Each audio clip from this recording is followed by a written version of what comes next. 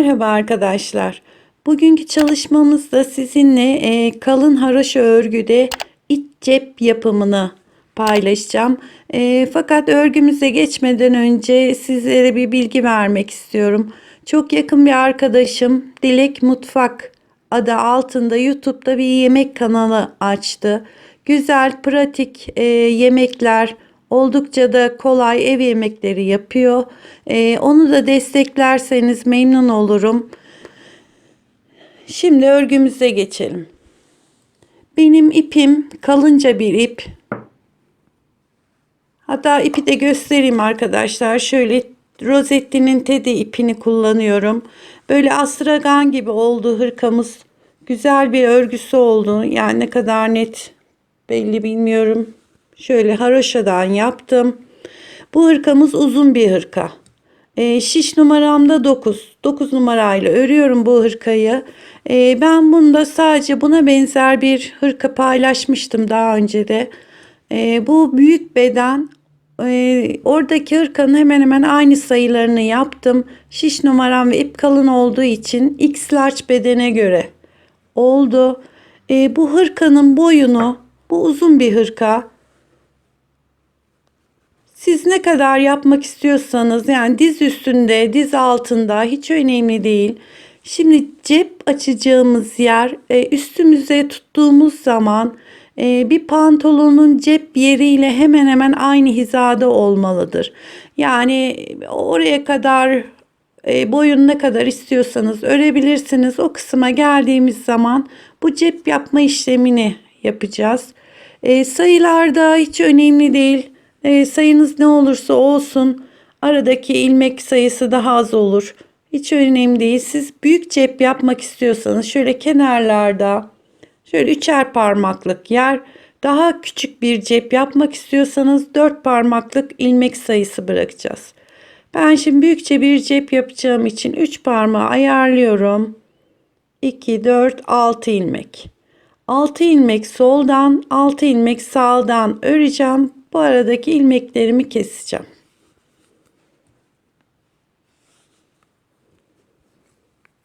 Bir, iki, üç, dört, beş, altı.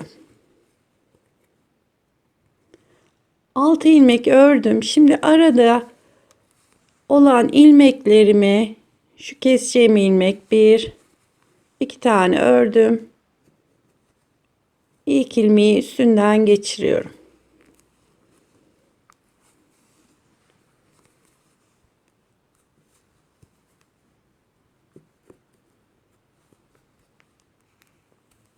İkinci kesişim.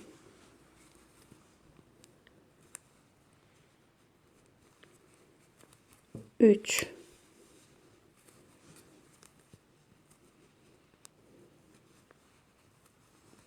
Dört.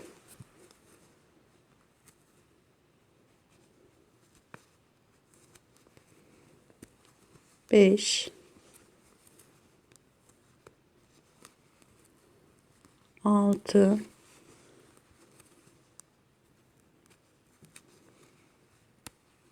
7,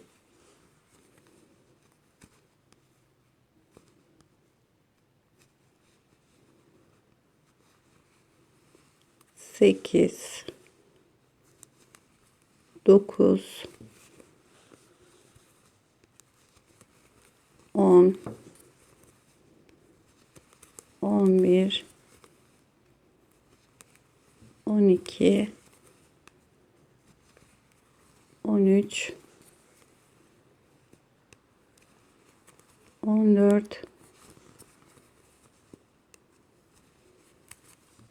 15,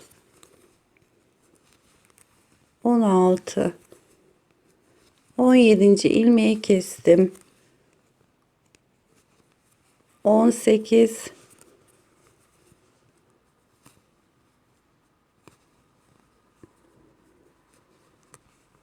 19, 20,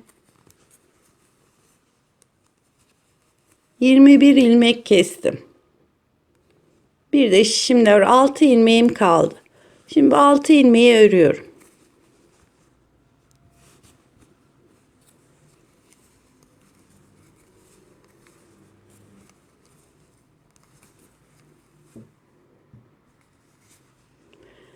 Şimdi benim 33 ilmeğim vardı. Onun için arada 21 ilmek kestim. Sizin ilmek sayınız daha az olabilir.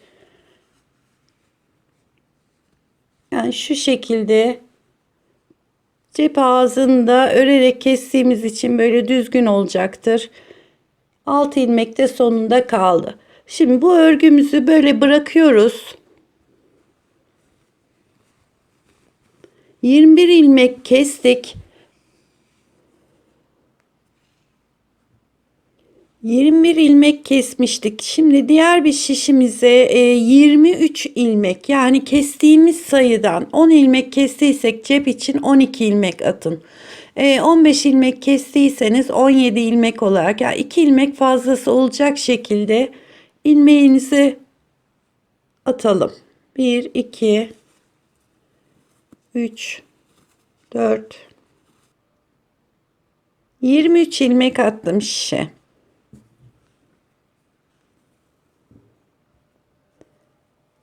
Şimdi içine koyacağımız cebi haroşa örgü olarak yapmayacağım. Eğer üstü haroşa, altı haroşa olursa burada bir kalınlık oluyor. Onun için düz örgü olarak, yani bu cep kısmını düz örgü yapacağım. Fakat ilk başlarken ters örgü olarak başlıyorum bu sırayı.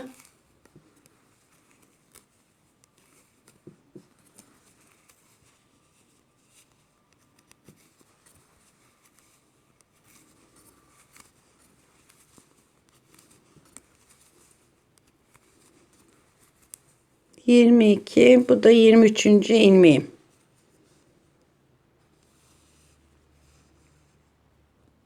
İlk sırayı ters olarak gittik. Şimdi düz örgüye geçiyoruz. Yani düz olarak öreceğim. İpin özelliğinden dolayı tersi düzü çok net belli değil. O yüzden şuradaki başladığımız ipi e, yani işaret olarak kabul ediyorum. İpim soldayken bu yönü düz örüyorum.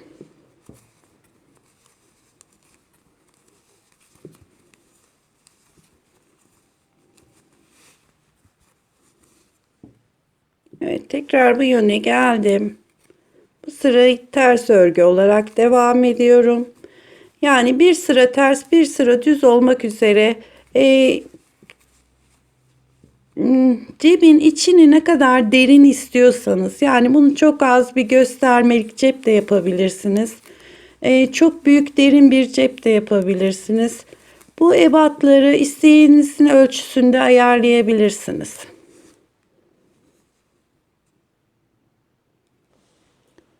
Cebi yaklaşık ben 20-22 sıra kadar ördüm ama santim olarak da vereyim size. Eni 24, boyu 22 santim.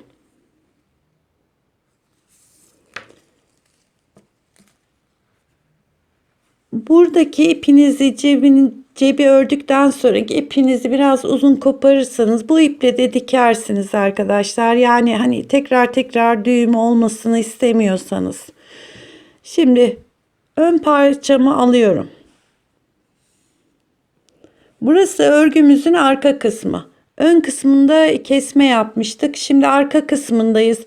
Haroşa yapıyoruz. Arkası önü yok ama hani kesmelerden başladığınız yöne göre bunu ayarlayabilirsiniz. Yani ön kısmında kesme yaptık. Arka kısmında şimdi cebi ekleyeceğiz. Önce baştaki 5 ilmeği örüyorum. 6 ilmeğimiz vardı. Bunun 5 tanesini örüyorum.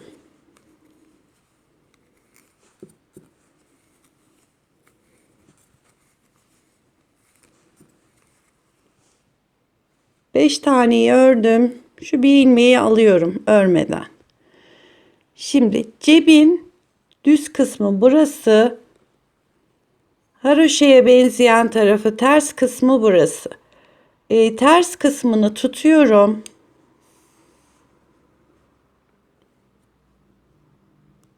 23 ilmek vardı cebimizde. Onun biriyle şu örmediğimiz 6. ilmeği birlikte alıyorum. Yani burada bir geçiş yapıyorum. Bir ilmeğimiz azalmış oldu cepte. Şimdi devam ediyorum.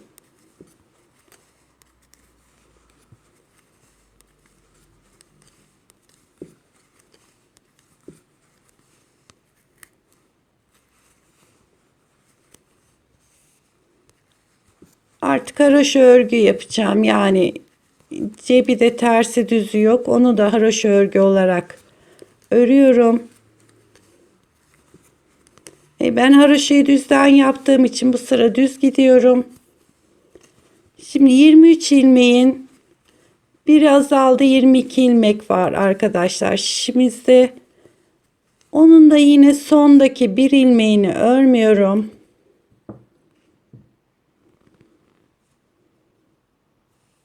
Bedendeki 6. ilmekle ikisini beraber öreceğim.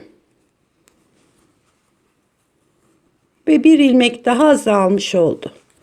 23 ilmek vardı, 21 ilmek kaldı. Yani ön tarafta 21 ilmek kesmiştik. Şu anda 21 ilmeğe ilave ettik. Yine bedenimizde aynı ilmek sayısına ulaştık. Bakın burası cep kısmımız oldu.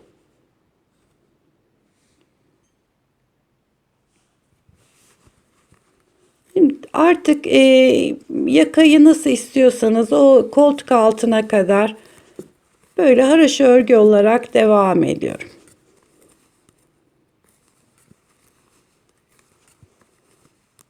Ben birkaç sıra öreyim arkadaşlar, böyle arkadan dikmesini de göstereyim.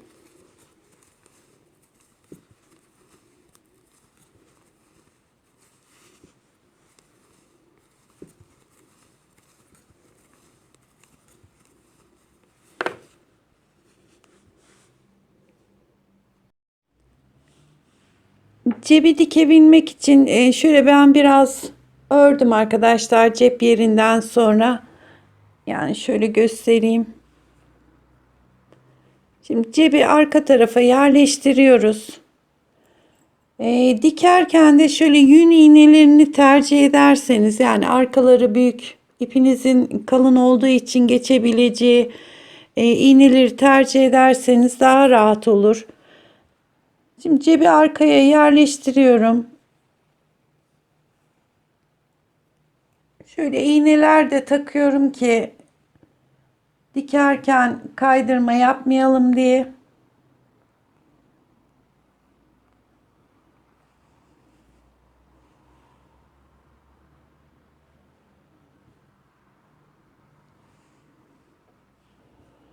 Şimdi cebin kenarında zaten ip bırakmıştık arkadaşlar. Yani aynı iple dikeceğim. Şu önce bir sıkıştıralım. Daha sonra bedenden bir ilmek alıyorum. Ön yüze geçmemeye çalışıyorum. Cebin kenarına.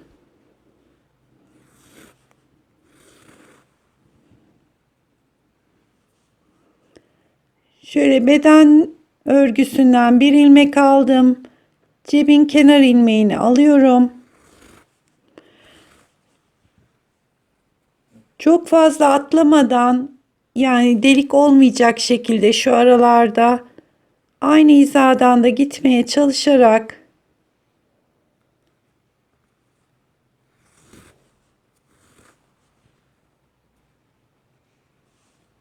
dikimine devam ediyoruz.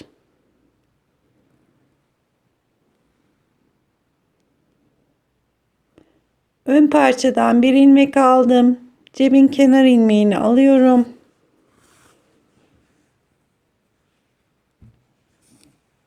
Bu şekilde devam edeceğiz cebi dikmeye.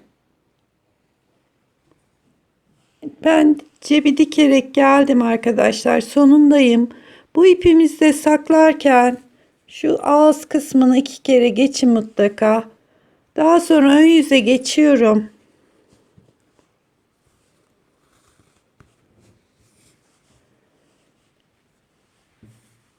Ve bu ipimizi şöyle cebin iç kısmına doğru yürütüyorum.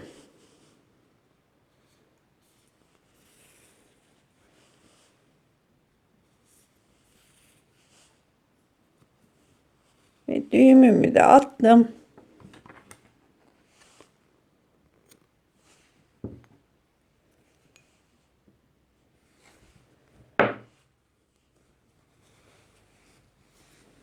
Bakın cebimizin dikişi ön kısımda çok belli olmadan dikmeye çalıştık. Arkası da bu şekilde.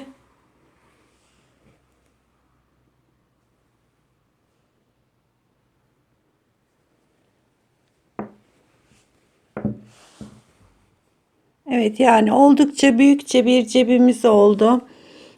Hatta ben şöyle bir cüzdan koyayım da